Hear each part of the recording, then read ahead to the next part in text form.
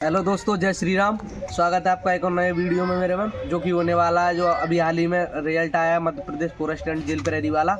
उसके बारे में मैं आपको कुछ ऐसे चौंकाने वाले तथ्य बताने वाला हूं। अब मेरा वीडियो देखकर आपका सिर घूम जाएगा। मैं आपको बहुत सारे प्रूफ देने वाला हूं, जिससे आपको पता चलेगा कि अभी जो एग्ज़ाम्स हो रहे हैं उनमें स्कैम हो रहे हैं या नहीं। तो उसके लिए आपको मेरा पूरा वीडियो लास्ट तक देखना। अगर आप वीडियो स्किप करोगे तो शायद आपसे कुछ चीज़ें मिस हो जाएं। आप बिल्कुल लास्ट तक देखना। मैं आपको बहुत सारे फैक्ट दूंगा, जिनको देखकर आपको बिल्कुल क्लियर हो जाएगा कि किस स्तर पर और ये सब हो रहा है। और अगर इसको टाइम रहते नहीं रोका तो उसके दुष्परिणाम भी हम सबको भुगतने पड़ेंगे। तो सबसे पहले बात करते हैं जो मध्य प्रदेश फॉरेस्ट के आपके टॉपर है राजा भैया प्रजापति, उनके बारे में। इन्होंने मध्य प्रदेश स्टेट में रैंक 1 हासिल की है और इनके जो मार्क्स हैं वो आए हैं 101.66 101.66 इनके मार्क्स हैं, जो आप देख सकते हैं अच्छे से। ऐसा नहीं है कि नॉर्मलाइजेशन में इनके नंबर बढ़ के इतने हुए हैं, बाकी ये कम लगे थे। मैं इनकी आंसर की भी अपलोड कर रहा हूँ, आप आंसर की देखिए। ये देखिए आंसर की, देखो आप। ये आपको इसमें देखिए, आपको कहीं भी इसमें आपको दिख रहा है कहीं ब्लू या येलो नहीं, पूरा ग्रीन हुआ पड़ा है। भाई ने 100 अटैम्प्ट किए हैं और 100 में से 100 ही करेक्ट कर दिए। मतलब इसमें कुछ ऐसे क्वेश्चन भी है, मैं अभी आपको पार्टिकुलर क्वेश्चन दिखाऊंगा, आप क्वेश्चनों का लेवल देखना। भाई ने 100 की 100 अटैम्प्ट करे हैं और 100 की 100 मार दिए एग्जैक्ट। ये बड़ी बात है, अपने आप में बड़ी बात है। बड़ी बात ये नहीं कि 100 की 100 मार दिए, चलो आप ब्रिलियंट है, आप मार सकते हैं। अब आप 1 मिनट इनका मध्य प्रदेश पुलिस का रिजल्ट देखिए। ये देखो, ये इनका मध्य प्रदेश पुलिस का रिजल्ट है। तो आप देख सकते हैं मध्य प्रदेश पुलिस के इनके रिजल्ट में ये भाई 87 और 13 एक में भी क्वालिफाई नहीं है। देखो मतलब ये एससी कैटेगरी से बिलोंग करते हैं बेसिकली। और जहाँ तक मेरे साथ एक लड़के ने, एससी वाले ने फिजिकल दिया था, उसके 63 नंबर थे। 63 नंबर पर उसने फिजिकल दिया था। तो आप क्रोनोलॉजी को समझिए कि जो व्यक्ति मध्य प्रदेश फॉरेस्ट में 101 नंबर ला रहा है और स्टेट टॉपर बन रहा है, वो मध्य प्रदेश पुलिस के पेपर में 63 नंबर भी नहीं ला पा रहा है।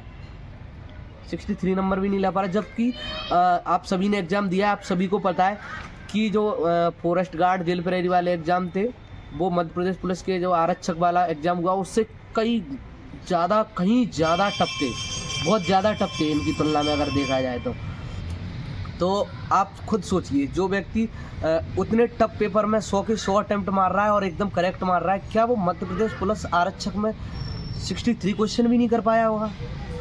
क्या वो इतने क्वेश्चन भी नहीं कर पाया होगा कि उसका रिजल्ट में नाम आ जाए? बजिए चीज़ों को, प्रूफ तो कोई नहीं दे सकता कि किया है कि नहीं किया है, पर आप समझेंगे तो आपको ये समझ में आएगा। दूसरी बात, मेरे पास बहुत सारे भाइयों ने बोला कि एक बात बताइए, ये लड़का अपने राजा भैया प्रजापति नाम के पीछे प्रजापति लिखता है, तो क्या प्रजापति एससी कैटेगरी में आते हैं या ओबीसी कैटेगरी में आते हैं? जहाँ तक उन्होंने सबने मेरे से बोला कि प्रजापति ओबीसी कैटेगरी में आते हैं, तो फिर ये एससी में कैसे गया? तो इसके लिए मैंने बहुत सारी चीज़ें सर्च की। तो मुझे सर्च करने पर कुछ चीज़ें दिखी हुई, जहाँ पे मैंने ये देखा कि प्रजापति ओबीसी में ही आते हैं। लेकिन फिर मैंने जब और बहुत ज़्यादा सर्च किया तो मेरे को ये कुछ चीज़ें मिली, जिनसे कि वो ये है कि मध्य प्रदेश के कुछ ज़िलों में 42 के समथिंग ज़िलों में जो प्रजापति है वो आता है अदर बैकवर्ड क्लास में, ओबीसी में आते हैं। लेकिन 11 ज़िलों में ये प्रजापति एससी कैटेगरी में आते हैं। जैसे कि आप समझ सकते हैं, एक एग्जांपल देता हूँ मैं आपको।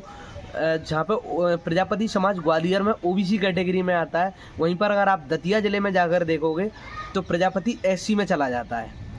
तो भांडेर पहले ग्वालियर का पार्ट था, तो तब भांडेर में प्रजापति ओबीसी में आते थे। अब भांडेर दतिया में शामिल हो गया है, तो भांडेर में प्रजापति आज भी ओबीसी में आता है। तो ये डाउट आप क्लियर कर लीजिए। ऐसा नहीं है कि प्रजापति सिर्फ ओबीसी में आता है। मध्य प्रदेश में इसकी ज़िले के साथ स्थिति बदलती रहती है। प्रजापति हर ज़िले के साथ कहीं ओबीसी में है तो कहीं एससी में है। मैं इसका एमपी पुलिस का रिजल्ट आपको दिखा चुका हूँ, और देखिए आप भाई, ना तो 87% में कहीं दिख रहा है, ना 13% में कहीं दिख रहा है, जबकि उसका कट ऑफ हालांकि अभी क्लियर नहीं हुआ है कि कितना गया है। लेकिन मेरे साथ एक 63 लड़के वाले ने मार्क्स वाले लड़के ने फिजिकल दिया था एससी कैटेगरी से। तो आप ये सोचिए ये कैसे पॉसिबल हो सकता है। कोई व्यक्ति फॉरेस्ट गार्ड जैसे इतने टफ एग्जाम में 100 अटेम्प्ट कर रहा है और 100 में से 100 करेक्ट अटेम्प्ट कर रहा है। बड़ी बात देखो आप, एक भी गलत नहीं है भाई का। वो मध्य प्रदेश आरक्षक में 65 नंबर नहीं ला पाया। ये तो सोचने वाली बात है। अगर आप इस पे गौर करोगे चीज़ें आपको मिल सकती हैं। 101 नंबर हो रहे हैं भाई के, 66 एक नंबर का उसको नॉर्मलाइजेशन मिला हुआ है। लेकिन आप एक और चीज़ गौर करें, जैसे कि मध्य प्रदेश पटवारी का रिजल्ट आया था, आपने देखा होगा उसमें ज़्यादातर टॉपर सारे के सारे ग्वालियर और भोपाल से थे। टॉप 10 की बात कर रहा हूँ मैं। टॉप 10 को आप अगर उठा के देखते, चलो मैं आपको दिखा देता हूँ। जो मध्य प्रदेश पटवारी की ये देखिए आप PDF, इसमें आपको दिख रहा है सारे टॉपर ग्वालियर से हैं ज़्यादातर और कुछ भोपाल से हैं। अब सेम यही कंपैरिजन आप फॉरेस्ट का टॉप 10 उठा के देखिए, इसमें भी यही है। आपके 4 ग्वालियर से हैं, 4 भोपाल से हैं और 2 सतना से हैं। तो आप समझ सकते हैं क्वेश्चन ये आता है कि हर बार टॉपर ग्वालियर भोपाल से क्यों? क्या इंदौर वगैरह में स्टडी अच्छी नहीं होती? क्या और जो ज़िले हैं उज्जैन, जबलपुर, इंदौर, बड़े बड़े जितने भी ज़िले हैं, क्या वहाँ पर ऐसा क्या है कि हर बार उनका नाम नहीं आ पा रहा है?